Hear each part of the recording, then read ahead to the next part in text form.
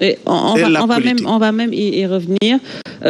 Justement, Serigne Saliou, quand on entend parler justement suñu déggee ces hommes religieux wala ñu dégg analyse u Pape Malick ak kii di Sare, qu'est-ce qu'on peut retenir? Parce que dañoo yàgg dégg ci scène politique bi ñu naan suñu artuwul daañ àtte tey ñu dem ba hommes religieux yi taxaw carrément pour fustiger ce qui se passe. Comment l'expliquer tout ça? Ak qu'est-ce qu'on a fait ba yegg ci point bi? Parce que yàgg nañ fi gis ay violence en 2011 il y en avait, mais ce qui se passe actuellement est-ce que mës na am ci violence verbale? na xam ne bon Pape Malick évoqué na ko léegi. Je crois que du lu bees dans le champ politique. Parce que boo remonté dans l'histoire, je parle sous le contrôle de l'historien politique Mbow. Dans l'histoire, 1963 tàngu na jër. Quand Senghor a voulu vraiment instituer le parti unique. Gis nga élection yooyu ñu mujjee woon. Il y a eu beaucoup de morts ce jour-là. Ba léegi sax on ne peut pas donner exactement le nombre de morts. Oui. Donc pour dire que tension politique mosu fi jógee. Senghor ba ni mu fi jógee le président Diouf ñëw. Gis nga le président Diouf de 81 ba 90 ay tension politique lañ fi nekkee woon. Parce que aussi à l'époque ku mel ni Jean Collin ñoom dañ jàppoon ne li ñu war a def dans le champ politique mooy essayer de favoriser la transhumance. Aussi les principaux partis d'opposition yi fi nekkoon fexe leen ba c'est-à-dire déstabiliser leen au profit bien sûr du parti socialiste. te boo gisee le PDS en a été victime avec Serigne Diop bi mu génnee sax daal ne moom il est le leader légitime du PDS. Mais loolu c'était les manœuvres de Jean Collin. Bon, ça n'avait pas passé. Mais bi ñu demee ba 90 quand Abdou Diouf a compris mooy instant bi nga xamante ne on a limogé bien sûr Jean Collin. Il a compris que ne réew mënul dem sans pour autant que mu am dialogue politique. Oui. Et c'est là où on a amorcé maintenant ce virage-là. Parce que Abdoulaye Wade aussi était très constant. Gis nga diggante bi jàpp nañ leen fi ba tey yóbbu leen prison génnewaat leen mais ça ne résout woon benn problème. xam nañ ne lépp ci waxtaan la waroon a mën a mujjee. chef religieux yi da nga daan dégg chaque fois dans leur sermon dañ ci daan wax guddeeg bëccëg mais aussi les hommes politiques ñoom ñoo leen daawul dégloo ba loolu moo favorisé woon sax li ñuy wax naan le fameux gouvernement je crois de majorité élargie mooy entrisme boobu ñu doon wax ci Abdoulaye Wade mais ça c'était pour décrisper au moins la suite de la tension politique. Et loolu moo dem ba indi le code consensuel de 92. loolu moo indi aussi quasiment la mise sur pied de l'ONEL jusqu'à l'alternance en 2000. Mais c'est parce qu'il y avait des plages de dialogue yoo xam ne ni finalement Abdou Diouf avait compris que dëkk mënul dox sans pour autant que les acteurs politiques se parlent. Quitte même à faire entrer le principal leader de l'opposition ci biir gouvernement bi. Loolu c'était pour tension yi mën a wàcc. te boo gisee sax le paroxysme a été atteint bi nga xam ne on a assassiné Babacar Seye. Loolu lépp lu ko indi woon mooy ay tension politique. Mais loolu malheureusement. dañu gis ne bon à partir du virage de 2000 Abdoulaye sax a vraiment amorcé aussi ay dialogue politique même su fekkee ne souvent c'était pas très sincère du côté en tout cas de certains libéraux mais man ce que j'ai constaté cette absence de dialogue bi nga xam ne moo am entre l'actuel président de la République monsieur le président Macky Sall ak aussi les leaders de l'opposition parce que liñ daan gis ñi toog di s'affronter di wax ci affaire réew mi c'est-à-dire comment ça doit marcher renforcer la démocratie man de gisuma loolu. mais instauré woon nañ dialogue politique. non ça c'est pas un dialogue ça c'était un dialogue tout simplement on l'avait institué pour mën a def benn deal boo xamante ne nii loolu. mais ça c'était pas un pas quand même. non je vous assure c'était même pas franc la preuve. biñ ko defee bañ au sortir de cette biñ njëkk ne xaw ma journée dialogue biñ ko defee. dañuy instituer ce jour-là journée nationale du dialogue politique nga xam ne à chaque fois bu ñëwee les gens se rencontrent pour parler fa la yem ba léegi pour dire que c'était pas sincère il y a un problème qu'on voulait régler on a réglé ce problème ba ñu paree ñu jël ko teg ko fële acteurs politiques yi il faut qu'ils se parlent loolu nag aussi je pense que quel est le blocage initiative bi non l'initiative principale moi je crois que ki war a débloquer affaire bi mooy le président Macky Sall moom moo jiite réew mi. On ne peut pas le mettre sur le même pied que les leaders de l'opposition da nga daan gis Abdou Diouf bu daan def discours wala Abdoulaye buy def discours mu ne tàllal naa sama loxo opposition bi loolu mooy ubbi naa pour que qu'il y ait au moins un dialogue entre vous et moi. xam nga dialogue su ñëwul ne forcément dinañ dégg mais au moins que nit ñi mën a toog ñu ne waxtaan nañ jubóo nañ ci lii juwuñ ci lii mais fii chaque jour que je fais la tension c'est-à-dire dafay gën a yokk kii day xëcc fii kii day xëcc fii et quand je vois aussi un président qui passe tout son temps à dire que li fi am dootu fi amal et cetera un président ne doit pas s'exprimer ainsi qu'on le dise pas c'est-à-dire que président bi moom j'ai l'impression que il n'a pas tiré beaucoup de leçons ci côté boobu du côté en tout cas de Abdoulaye Wade parce que Abdoulaye quoi qu'on puisse dire daana ubbi opposition bi gars yi toog ñu waxtaan seen biir mais le président Macky Sall bi mu ñëwee ba léegi wax dëgg fa yàlla gisuma benn ouverture bu mu def pour woo opposition bi nit ñi mën a toog ñu dégg wax ci réew mi à part peut-être bi Covid bi te loolu Covid bi moo ko indi woon mais loolu aux yeux même des Sénégalais dafa nekkoon lu war et dafa nekkoon lu rafet et loolu war nañ ko mën def sans pour autant Covid am. mais bu fekkente ne dafa am benn tension politique bu fi am le président peut-être songe à sa réélection peut-être il songe à une troisième candidature. léegi ni muy mën a def yëpp mooy tey. lépp loo mën def ba gàllankoor ñi nga xamante ne wóor na ne ñoom ay obstacle lañ sur le chemin de la présidentielle jël leen ngeen teg leen de côté mais loolu nag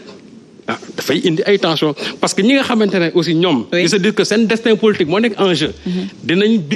ils vont se rebiffer pour essayer aussi ñoom mën a xool nan la ñu mën a def ba jàmmaarloo ñi nga xamante ne ñoo leen bëgg a xañ ñoom li nga xam moom lañ bëgg ci politique bi moo tax ma ne tension yi actuellement nii toll na foo xamante ni boo deful ndànk ça risque d'exploser te loolu il est de la responsabilité ki ñu dénk réew mi. je crois que bu tension amee yow yaa war a mën a xool nan ngay mën a def ba apaiser la situation. parce que aussi on ne peut pas mettre sur le même pied un leader de l'opposition et aussi le président de la République c'est-à-dire man je ne parle même pas du chef de l'APR. donc déjà c'est un dialogue franc yow da nga bëgg non je parle dire que c'est un dialogue franc aujourd'hui qui va apaiser cette tension. dialogue franc parce que aussi xam nga les régulateurs sociaux là. muy marabout yeeg waa société civile. ils ont beau parler wax bay bëgg a dee mais wax bi c'est-à-dire ça ne résout pas le problème. et aussi je crois qu'à un certain moment il faut aussi ñoom ñu wax président de la République la conduite à tenir parce que je crois que foofu mbir mi dafa xaw a sooxee président bi il faut à un certain moment que ñu wax ko ne ko lii nag nii nga war a doxalee mais buñ ko deful ñu bàyyi naan toog chaque fois on appelle au dialogue mais bu fekkee ne tu appelles au dialogue aussi je crois que il faut am na ñoo xam ne ni dialogue boobu ñoom ñoo ko war a formaliser ñoo ko war a matérialiser. et le premier à le faire ça doit être le président de la République. alors rapidement juste pas mal nga rebondir ci loolu laata may ñëw ci chroniqueurs yi ak Abdou est-ce que vous pensez aujourd'hui que président de la République a tout essayé peut-être pour dajale opposition waxtaan ak moom pour apaiser justement cette tension. très bonne question léegi déjà avant may ñëw ci question bi nga ma posé dama bëggoon d'abord leeral le président de la République quand même ku wekk kilifa diine yi la au-delà de kilifa diine même président de la République sur tous les sujets qui intéressent la nation dafa yàgg impliquer toutes les franges de la nation rawatina kilifa diine yi mu ngi leen di consulter mu ngi wax ak ñoom si lu ñëpp di yëg léeg-léeg président Macky Sall recevoir wala waxtaan ak kilifa diine ci lu ñëpp di yëg sans compter nag ci li nga xam ne diggante kilifa la ak kilifa donc ñëw taxaw ne président Macky Sall moom campagne wala politique rek moom moo ko taxa waxtaan ak kilifa diine yi loolu yaakaar naa waxu politique la sare mais président Macky Sall ku ko xam ne yàgg na waxtaan ak sax ñuy dugg ci genre débat yooyu on respecte les hommes politiques ou on les respecte pas. non y a pas de souci on va faire un débat très serein yaa ngi dégg sare on va faire un débat très serein y a pas de souci voilà li ma bëgg wax mooy moom dafay déglu kilifa diine yi dafay échanger ak ñoom dafay wax ak ñoom et gëm naa ne ci yu bëri kilifa diine yi seen bopp seen i xalaat ak seen i xam-xam ak seen i proposition léeg-léeg mu influencer même les politiques publiques loolu c'est une réalité qui est là d'abord ci ñoom la leen concerner seen dëkk ñoom ci ñoom seen dëkk léeg-léeg dëkk bi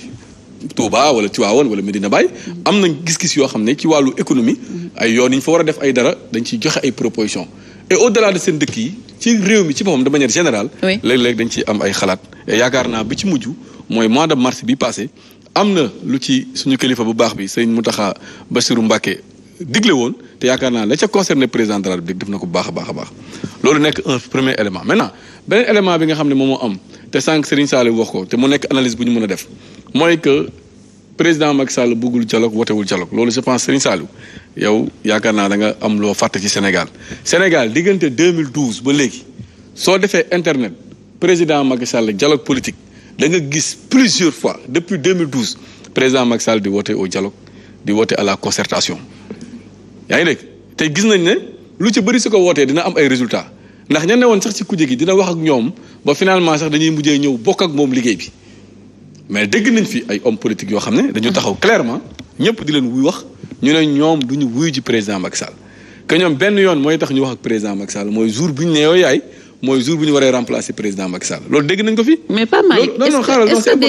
est-ce que des fois avant nga yeggali ci sa logique ci sa est-ce que des fois yenn propos président de la République du indi benn genre xel bu ñaaw ci politiciens yi parce que quand on entend le président de la République ci dialogue bi ne léegi bàyyi naa njuuj njaaj mën na semer le doute ci ñeneen ñoo xamante ne daf leen woo pour ñu dialoguer. bon man personnellement man dégguma loolu bon maintenant man dama jàpp. non sama dëgg rek man dégguma ko. waaye sérieusement. en toute honnêteté sama dëgg la non. t'es pas devenu sourd. d'ailleurs maa ngi lay déglu d'ailleurs. ah non kon damay wax man jàpp naa ne président Macky Sall ak ni ma ko xamee même li nga wax ne moom moo ko wax su fekkee ne moom moo ko wax moi je pense que président ñëpp xam nañ ko ci parfois bugg détendre atmosphère ñi ko xam dëgg yow am nga ci loo ci xam ndax interview nga ko togg ak moom donc non mais le président est un homme sérieux mais un homme serein un homme calme un homme boo xam ne c'est un Sénégalais comme tout le monde. léeg-léeg mu tooñ léeg-léeg mu cokkaas yaa ngi dégg loolu du dara. àdduna bi moom ñu bëgg dugg ci politique ci sérieux sévère wax loolu lu bees la ci politique. mais politiciens yu mag yi vraiment léeg-léeg dañuy dugal ay tooñ comme man ni ma koy defee nii d'ailleurs léegi li ma la bëgg a wax foofu nee na mooy que man d'accord mu personnellement ak Serigne Sall lu mu wax. président Macky Sall sooy wut homme de dialogue ci Sénégal fii soo ko ci génnee mënoo gis beneen politicien de mon point de vue. yaa ngi dégg parce que gis nañ ko plusieurs fois il a appelé au dialogue mais de la même manière on a vu aussi des Sénégalais. Des Sénégalais un Sénégalais ou bien voilà en tout cas des gens qui sont très radicaux qui disent clairement que ñun duñu wax ak président Macky Sall benn yoon lañ ko fi def parce que Covid la woon parce que rusoon nañ ko ñàkk def ndax suñ ko defoon monde bi moo leen di yedd. voilà donc man nag loolu laay wax maintenant nag li sëñ Saliou wax sànq aussi. ci président Macky Sall buy taxaw ne woy li fi xewoon du fi xewaat mais président Macky Sall dafa am obligation ak devoir wax loolu. pour beaucoup de raisons d'abord pour dalal xelu sénégalais c'est important en tant que président de la République mu am posture wax ne li fi amoon du fi amaat loolu daf ci am obligation te loolu ça n'a rien à voir ndax président suy wax loolu menacé wul kenn président suy wax ne li fi xewoon du fi xewaat mais nekkul ne Ablaye Mbow lay waxal. parce que Ablaye Mbow jàmm ak salaam rek lay woote Sénégal waxul ak ne yow nee na gisoo ci sa bopp donc ñi siy gis seen bopp di jàpp ne day menacer ay nit mooy ñi nga xam ne ñoo bëgg menacer réew mi te loolu je pense que ñun lu ñuy xaar suñu président mooy mu wax ak ñoom pour ñoom ñu xam ne dëkk bi dafa am si lu mu war a tegu man daal li ma mën a wax ci wàllu dialogue boobu nga wax sànq ñëw na si li ma jàpp mooy le discours politique dafa war a nekk lu serein sànq Sare mu ngi expliqué ne wooye ñun ñoo ko fi andi wooye violence bi président Macky Sall ñun andi wuñu benn violence ñun commencé wuñu politique barki démb ak barkaat démb soo defee benn principe bu yomb rek boo xam ne olof da koy woy lu gane ci réew wala ci dëkk wala ci kër ak gan yàlla loolu rek déjà war nañ mën a tax ñu xam ne am na ñu fi andi loolu. des fois nag doo au mur tax nga doxalee noo xamante ne peut-être doo ko doon bëgg doxalee. waaw mais ak nu mu demee fii gis nañ fi ñu gën a nekk doo au mur gis nañ fi ay politiciens yoo xam ne lu nekk accusé nañ leen ko fii yaa ngi dégg mais duñu mës a instrumentaliser ay yenn communication pour rendre les choses très très très très radicales wala kii suuf daal man laa li ma mën a wax de manière très claire mooy que dëkku jàmm la ñu nekk président de la République moom moo war a nekk le garant de la stabilité du débat politique loolu d'accord nañ si jàmm su amee avant kenn di ci tirer profit moom moo ci njëkk tirer profit parce que moom dénkuñu ko parti moom rek mais dañ ko dénk réew te réew bu ñu ko jox dafa nekkoon réew mi stable donc moom su demee bu fi jógee daf ko war a bàyyi mu stable donc moom moo nekk le premier actionnaire d'un pays stable pays boo xam ne amul violence amul dara donc d'accord naa ak nit ñu ne moom moo war a def tout pour jàmm am ci réew bi loolu dama ci d'accord mais nag faudrait-il que ñi ñu ko séqal aussi am la même compréhension ñi ñu ko séqal aussi delloo ko teraanga boobu ñuy waxtaan débat baa ngi nii jàmm mu fi am salaam mu fi am amul benn coow amul benn jafe-jafe parce que si débat la ñu nekk débat bu serein la ñu nekk mais nag suñu génnee ci mbedd bi jox ku nekk micro ku nekk bu ko tëg jaay dënam ne dafa tàng wala dara loolu moo amul solo li am solo rek mooy nañu recadrer les choses waxtaan ku nekk joxe idéem fu may daanelee sànq wax na ko mu ne oui le niveau du débat politique ñun ñoo ko tiré vers le bas mais non au contraire ñun on a toujours prôné un débat sur le Sénégal émergent on a toujours prôné un débat sur l'économie sur le social sur la culture sur le sport mais ñi nga xam ne ñoom ñoo jël débat politique bi résumé ko sur des démêlés judiciaires yoo xam ne personnellement lañ ko mën a waxee. mais loolu ñeneen la mais du ñun. on va y revenir alors Abdou justement yow ban lecture nga ci am comment on a fait pour en arriver là yegg ci stade bi ñu yegg nii. oui merci beaucoup Néné nga may ma rek ma def benn cliché 30 secondes parce que c'est un message qui me tient à cœur. Bien sûr. Alors dans ma région de Tambacounda notamment dans le département de Koumpentoum le 13 février passé dëkk bi dafa lakk. 27 concessions ñoo lakkandoo te ñu gis nawet bi ren doxul béykat ba pare dajale dugubam ngooñam gerteem yépp safara fekk foofu ravagé ko benn guddi c'est dommage ñu ngi ci ay difficultés yu métti te kenn wàlluwu leen le maire de la commune El Hadj Ba il a réagi mais depuis lors keneen réagirul ñu ngi nii vraiment métti na donc le président de la République le ministre des forces armées Sidiki Kaba ñu ngi leen di woo ñu dem wàllu ji ñooñu parce que actuellement ils sont dans le besoin donc loolu rek laa waxoon comme message bu ma jàll au-delà de ça ma wàcc sur le thème qui est ô combien important donc njàqare bi ma ci am un peu mooy que ne su ma déggee mon très cher ministre de la jeunesse di wax par rapport ak les engagements du président de la République ma wax rek ne Sénégal le débat il a parfaitement raison débat bi dafa wàcc parce que tey la ñuy gis bërëm kër bu ngemb fas yéene bëri ak ay surga tey la ñu gis ki nga xam ne tey moom mooy kilifa képp ku yeewoo Sénégal tey mooy suñu kilifa ñun ñëpp ay situation ñëw mu wóor que ne lii su ma ko bàyyee lii raam ci ñag bi la jëm teelul jógul waxul ba affaire bi ne jol ne ñol mu génn ne li fi amoon dootu fi amaat kon magu xamoon naa ko la xamoon naa ko la mais du magu waxoon naa ko alors qu'aujourd'hui je pense que kilifa la war mooy que ne boo gisee mbir muy ñëw nga xool nooy def pour dagat loolu pour egg ci situation bi nga xamante ni mën na dégénérer aujourd'hui le président de la discours boo mu tenir te Serigne Saliou wax ko je pense que c'est un peu trop li fi amoon dootu fi am de un tëkku la ci ku xam communication deuxièmement mooy que ne man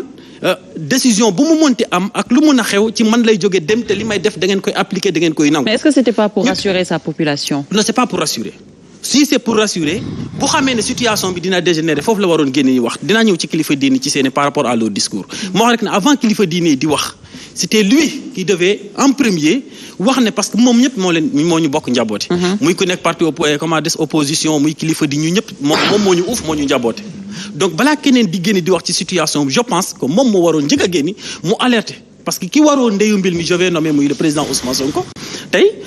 ki waraloon coow loolu noonu c'est lui Macky Sall moom mooy président de la République am mooy kilifam kenn mënu ko bañ donc ki wax xam nga mooy Adji Sarr également le président Macky Sall moom mooy kilifam mooy léppam donc bu demee ba mu xam ne affaire war na mën a dégénérer waroon na en tant que kilifa mu am oyof tànge ak compréhension woo kële ñoom ñaar mu toog seen kanam wax xool nu muy def pour comment dire arranger la situation il pouvait le faire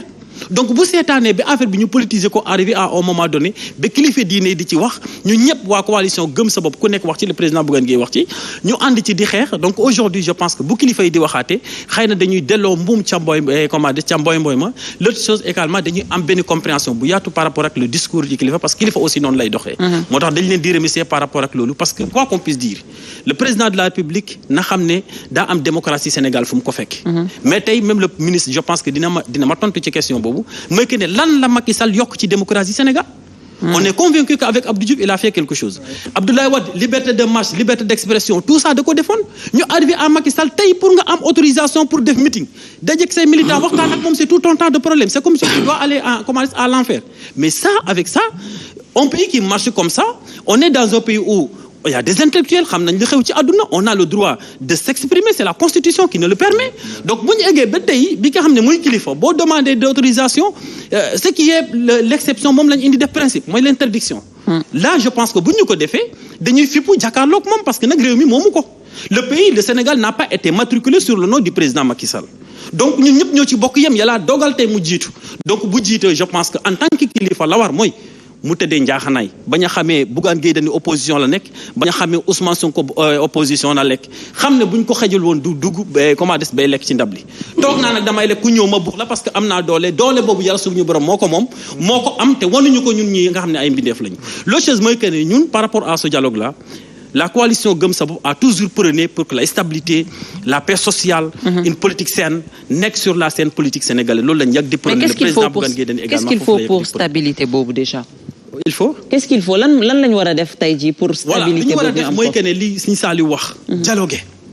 même kër boo nekkee ci biir kër say rak say doom ainsi de suite boo mënul dialogue mais alaaji ku nekk dina dem sanc fu ko parce que yow tam da nga jàpp ne que dialogue boobu ñu passé du woon dialogue non c'est du dialogue mooy li ma la wax y a que des calculs politiques d'accord aujourd'hui la situation du pays socio-économique la stabilité tout ça exige à ce que lépp lu ñuy wax muy doon lu ñu gëm mais président Macky Sall moo ko waxaloon boppam je vais réduire l'opposition en simple expression loolu da koy dund lu mu gëm la da koy dund dañoo bëgg a wàññi benn par benn te bu ñu yàlla di bind tàgguwu ko loolu mënul nekk amul lu ma mën a wax ba opposition du am Sénégal alaaj ak lu mën a xew ñu d'accord ñu ci politique am parce que li mu gëm ak nu muy doxale ñun gëmuñu ko doxalewuñu noonu on a ce droit là donc ci suñu droit la ñu taxaw jàkkaarloog moom lu mu laaj ñun dinañ ko def mais il faut que mu dialogue am dialogue boobu aussi bu ubbee les vannes buntu yi de grâce nag gëm le Sénégalais lii may wax man dama koo gëm je vous donne un exemple simple Néné Aïcha du moom moo waxoon ne dafa bëgg Khalifa Sall ak Karim Wade de retrouver dans le droit oui anañu tey Khalifa Sall mu ngi def le tour de ce pays là mais il n'est pas toujours dans ses droits tey ça suffit juste mu modifier certaines dispositions du code électoral ñu dugg seen droit donc boo waxee loolu ba pare jusqu'à présent rester les bras croisés ana Khalifa Sall ana comment adresse Karim Wade est-ce qu'ils pourront entrer non donc le dialogue encore une fois il faut que ñu prôné ko mais il faut que mu doon loo xam ne dañ ko gëm buñ ko gëmulee ñun à notre position duñu maye dara en fait donc le pays là les politiciens ça n'appartient pas aux politiciens te li ñu wax par rapport à ce dialogue là et que le discours des politiciens là nous on s'identifie à tout le monde boo xoolee le discours du président Bougane Gueye Dany comment dire le discours des guides religieux c'est la même chose on prône pour la stabilité sociale la stabilité de ce pays parce que réew mi les politiciens les comment dire moomuñu ko te ñoom dañoo gëmloo ne il faut que nga nekk politicien pour nga bokk foofu rek politique nekk sa métier nga mën di ci joxe dépense di ci dawal ay 50 millions pour nga mën a bokk gëm la yow nee ne Aïcha waroo mën a def politique gëm la Cheikh kii ne dafa war a dem yem ci jàngale doo toog ci coin alors là ça ne marchera pas il faut qu'on change tabula rasa la chaîne politique les politiciens de première catégorie ñu génn leen parce que ñu xam ne ñoom ñoo en réalité pacté ñoom ñoo yàq politique au Sénégal ils le font pas nous on n'a rien à expliquer kii wax na ko duñu buuxante du ak question buuxante mbag parce que ñoom ñoo ñuy lif ñoom ñoo yor toutes les commandes matériel bi appareil politique bi ñoom ñoo ko yor il faut également qu'ils revoient le démarche et le stratégie sinon nous on n'a rien à céder et on va foncer droit au mur et même par rapport à ça peut-être jàpp ngeen ne que cause principale bi mooy cette question du troisième mandat ba tax ngeen teg fi benn collectif on va y revenir wax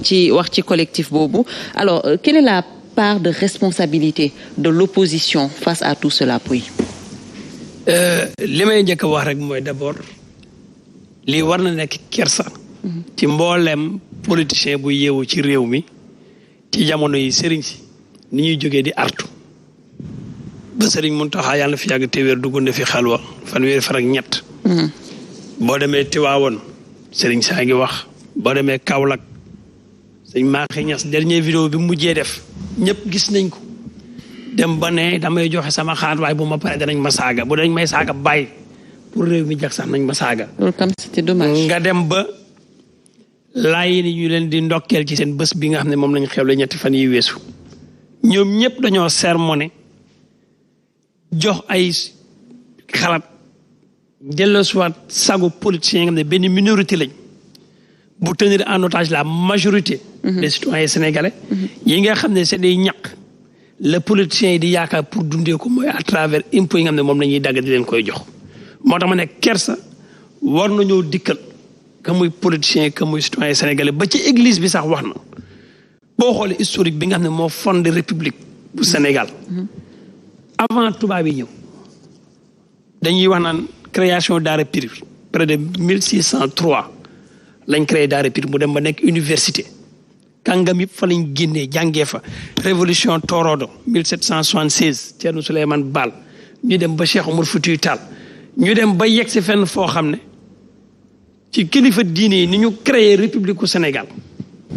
ni ñu créé démocratie au Sénégal ni ñu créé paix au Sénégal ak institution yu forte ñu fi bàyyi woon boo xoolee tey bu ñu nee Serigne Touba Mame Mor Anta Sali mooy woy juróom pourtant doo dégg Mame Mor Anta Sali lu bari parce que Sëñ Tuubaa dafa jël puso bi téye ko def ci lu war buñ ne Mame Baye Niass Alaaji Abdoulaye Niass mooy baayam li nga koy dégg du bari parce que dafa def la même chose que Sëriñ Tuubaa lam def mooy téye ndono gi nga ñëw tey ci Laayeen yi Seydina Limaamu Laay ba ci Seydina Isaa Ruuhu Laay et j'en passe nga ñëw ba ci Tiwaawoon Alaaji Usmaan Si mooy bàyyi Maam Alaaji Malick Maam Alaaji Malick la ñuy waxtaane ñoom ñëpp bi ñu téye li nga xam ne moom la seen maam yi créé moom nekk république dañoo dajale seen doole jël réew mi teg ko ci charte yoo xamante ne képp koo xam ne jaar nga fi boo jaaree ci charte yi rek di nga mën a mucc réew mi ba pare moo tax ñu saxal fi jàmm ba tey ji abbé bi liggéey ci lu bari muy église bi mais bu ñëwee ba tey benn moment boo xam ne politiciens yi jóg nañ andi fi tension boo xamante ne kenn ci ñun yeewootul ci sa sago ba ñu naan réew mi daa war a tàkk gis nga kuy naan réew mi war naa tàkk nañu taal réew mi turcubee yàlla na leen yàlla dolli sutura ñooñu ëpp kattan ëpp ñu doole tey ñoom ñoo soxla ndimbal fépp ba tey ñu ngi jaay Youssou Ndour ngi jaay ay yërëm El Hadj Diouf ku nekk ngi def appel de don boo demee Ukraine ak Russie pétrole ak gaz bokkutul ci seen programme bale bokkutu ci programme bi yëpp jàmm ak paix la ñuy wax te boo xoolee li andi Russie ak Ukraine seen guerre benn base lañu bëggoon installé OTAN moo ko bëggoon installé Ukraine Russie d'accord ci coow li bari ñu dóorante balu fetal partout au monde actuellement là où nous sommes adduna bi jàmm la ñuy wër jàmm jooju nag suñu borom da koo suuxat Sénégal jox ñu ko muy suñu trésor. donc dañoo am benn trésor. dañoo am di ko foowee trésor bi ëpp doole. damay déglu démb le discours du porte-parole du Khalife des Layènes. oui. bi fa Ousmane Sonko demee. mu ne les hommes ont créé tout sauf la paix. mu ne yàlla suñu borom bu doon wër jàmm du dem ci kër Masamba ak Mademba dina ñëw Yoff Layène gi nga xam ne lépp yàlla suñu borom la maanaam baatub salaam islam jàmm da cee ne nit bu faatoo dañ naan repose en paix. si. donc c'est pour dire que jàmm jooju nga xam ne suñu borom moom la tënkee àddina tey ñun néew nañu pour tilimal liggéey gi nga xam ne mag ñi moom lañ fi liggéey bàyyi ko fi mu nekk héritage boo xam ne dañ ko fee suuxat ba tey maam sëñ Mahi Niass dem ba Nigéria barke dem plus de 100 et quelques millions de personnes di màggal baayam ndax jàmm la fay woote woon yóbbu ko fa ba ci Soudan plus de 30 tribus yoo xam ne ku ci nekk fetal nga yoroon mu ñëw salaamaaleykum gars yi teg fetal yi mu yegg si fii. mais la faute à qui suñu yegg la faute aux politiciens qui ne passent que leur temps à faire la politique politicienne pour leurs intérêts crypto personnels. jiite réew ñii bëgg nañ jëlee opposition bëgg na fee jëlee ñi fi ne bëgg nañoo conserver seen pouvoir c'est l'art de la politique mais le vrai sens de l'art de la politique mooy l'art de faire la cité quand on incite les Sénégalais à s'entretuer il y aura pas de vainqueur parce que ay citoyens sénégalais lañ moo tax ñu war a revenir à la raison le rôle de l'opposition. mais qui a incité les Sénégalais à s'entretuer? J'ai l'habitude de dire que l'opposition doit être non je vais pas dire X ou Y parce que tey ñun ñëpp on se sent menacé individuellement parce que ku ci yeewu rek yaa ngi jàpp ne tôt ou tard rek bi dina tàkk tey le rôle de l'opposition mais damay tàmm di wax naan on doit avoir une opposition participative. oui buy joxe ay xalaat ak ay pexe ay solution donte mën nañ koo bañ a jox gouvernement bi mais je crois que tey ab réew bu ñu bëggee mu dox. ñun ñëpp war nañ ci dugal suñu loxo boo demee aux États-Unis mais les démocrates et les républicains jamonoy Barack Obama. oui bi ñuy wax affaire couverture maladie pour tous. mais démocrates yi am na ci ñoo xam ne ànduñu républicains am na ci ñoo xam ne ànduñu woon. ci proposition boobu. mais finalement les Américains sont concertés entre eux. Ils ont dit que njëriñu Amérique amul démocrate amul républicain Sénégal dafa toll fii ñu toll foo xam ne. njëriñu Sénégal intérêt Sénégal amatul waratul nekkati intérêt pouvoir ak opposition. d'accord dañoo war a xool naka la ñuy def. ba kilifa diini islam yi li nga xam ne moom lañ fi bàyyi. ak li ñu ko ñaaxee démb ak barkaati démb. ñu jëm koo suuxat su may naan une opposition participative nag. gis nañ fi exemple récemment. bi Bougane Gueye Dany joxe woon ay propositions depuis 2 ans ci ginnaaw. waxoon na fi te nañuy créer ay hélico médicalisé pour bu accident amee et cetera nangam ak nangam xëy na gis nañ ko man damay jàpp ne loolu opposition participative la. mais tey bu ñëwee le rôle du pouvoir. on parle de dialogue entre le pouvoir et l'opposition dialogue ban dialogue la. dialogue politique am na fi ba tey. mais dafa am dossier yoo xamante ne bu ñuy waxtaan dañuy wax aussi digg coow li. tey Ousmane Sonko mi nga ne day incarner le chef de l'opposition. oui dafa am ñaari dossier pendant ci wàllu justice muy problème am ak Adji Sarr muy problème ak Mame Mbaye Niang ñaar yëpp tribunal la jëm. est-ce que dialogue bi nga xam ne moom la ñuy waxtaanee fii est-ce que dialogue bi ci loolu lañ war a dialoguer dañoo war a bàyyi justice def liggéeyam wala dañoo war a dialoguer pour ñu jël dossier yi gas pax suul ko ci man dama bëgg ñu leeral ma ban genre dialogue la parce que bu dee dialogue politique. am na fi quand on prépare les élections bu mu muntam bu ñu koy préparer. dialogue politique lay am ñuy waxtaanee ci wàllu fichier électoral bi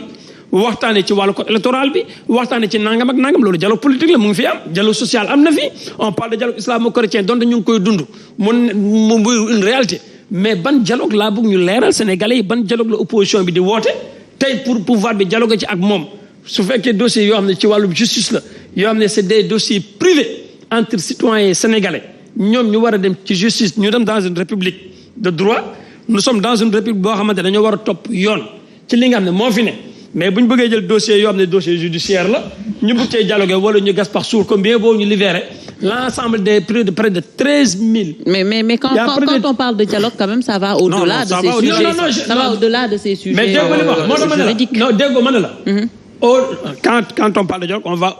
de l'au-delà. mais dialogue politique am na fi. dialogue social am na fi. waxuñ amul mais dañ dul respecté la ñuy dialogue. non xaaral ma ñëw rek ñu ngi koy waxtaanee dialogue politique am na fi dialogue social am na fi mais dama ne. dialogue bi nga xam ne moom la ñu war a waxtaanee ci li ma déglu fii tey ci plateau bi.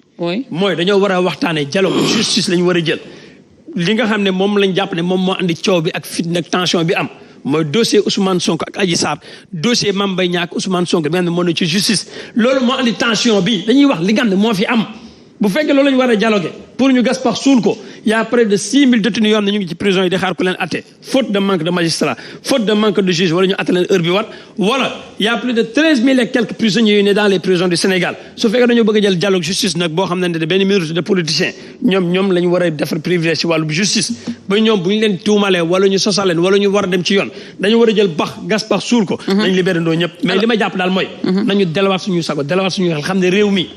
ba ko suñu mag yi def fondé di ko def état amu ci benn président boo xamante ne fekkee nga bi ñu koy def république amu ci benn autorité politique boo xamante ne fekkee nga bi ñuy saxal démocratie bi ak paix bi ci réew bi li ci am solo nag mooy topp ndigalu kilifa yi ndigalu kilifa yi nag mooy tàmbale ci jàmm yeggale ci jàmm ba pare bàyyi yoon mu def li war. D'accord alors est-ce qu'on peut le prendre comme ça Abdoulaye suñuy xalaat waxu tension wala même waxu dialogue. merci Néné d'emblée je dois dire que bu ñu nee radicalisme. bu ñu moytuwulee dinañu yegg si benn niveau boo xam ne dañu pousser à dire que la radicalité d'une minorité peut mener à la radicalisation d'une masse te itam dañoo toll benn niveau boo xam ne autant dafa am benn côté boo xam ne dañuy afficher une radicalité autant mu am benn côté boo xam ne se sentant opprimé